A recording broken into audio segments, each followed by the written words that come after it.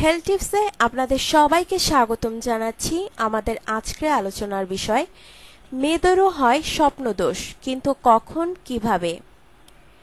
ছেলেদের মতো মেয়েরাও ঘুমের মধ্যে যৌনতা সম্পর্কিত স্বপ্ন দেখে পরম তৃপ্তির আনন্দ পেতে পারে, অর্থাৎ মেয়েদেরও স্বপ্নদোষ হয়ে থাকে, কিন্তু তার রকম ফের হয়তো একটু ভিন্নতর।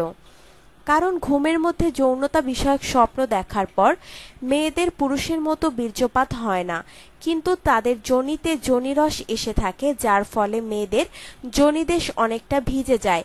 এ বিষয়ে হয়তো অনেক বোনদেরই অভিজ্ঞতা আছে।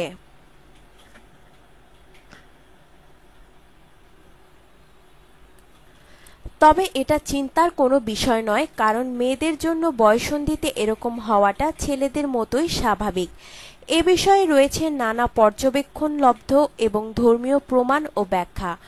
পর্যবেক্ষণে দেখা গেছে কেউ কেউ ১৩ বছর বয়সে পড়লে এ অভিজ্ঞতা লাভ করেন।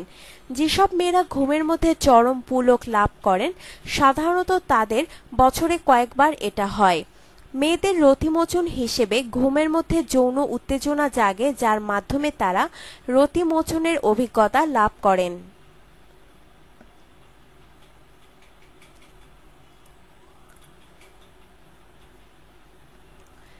ছেলেদের ক্ষেত্রে তাদের স্বপ্নদোষ নির্ণয় করা সহজ, কারণ হলো বীর্য।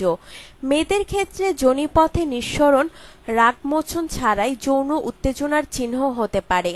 মেয়েদের ক্ষেত্রে কিনসে দেখেছেন ৫,৬২৮ জন নারীর মধ্যে প্রায় ৪০% নারী তাদের ৪৫ বছর বয়সের সময় কমপক্ষে একবার স্বপ্নদোষের অভিজ্ঞতা লাভ করেছেন। ওই সকল নারী কিনসের সাথে এক সাক্ষাৎকারে একথা বলেছেন।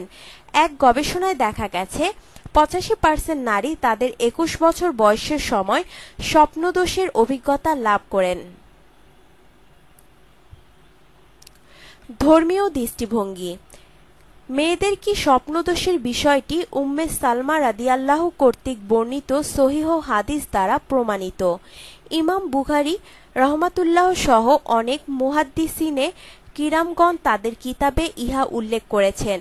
তন্মধ্যে বুখারী শরীফের হাদিসটি নিম্নে প্রদত্ত হল।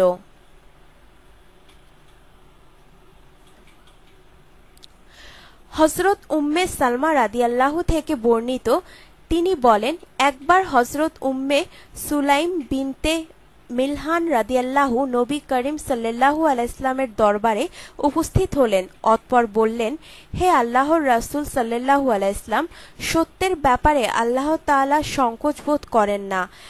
মহিলাদের যখন পুরুষদের মতো স্বপ্নে স্বপ্নদোষ হতে দেখে, তবে কি তাদের উপর গোসল ফরজ?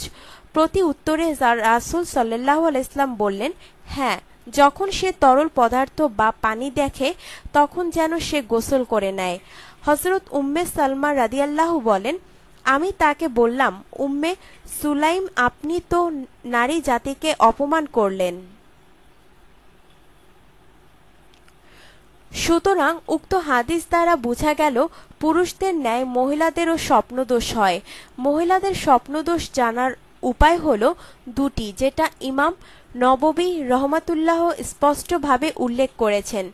যখন মহিলার বীর্যের গন্ধ পুরুষের বীর্যের গন্ধের ন্যায় হবে, বীর্যপাতের সময় আনন্দ উপভোগ করা এবং বীর্যপাতের পর যৌন চাহিদা দুর্বল হয়ে পড়া, এ দুটি উপায় থেকে কোনো একটি উপায় পাওয়া গেলে সকল ফুকাহায়ে কিরাম একমত যে তার উপর গোসল ফরজ। আপনার জীবনকে আনন্দময় করে তুলতে এবং বিভিন্ন স্বাস্থ্য টিপস ও পরামর্শ পেতে আমাদের চ্যানেল সাবস্ক্রাইব, লাইক ও শেয়ার করবেন। ধন্যবাদ।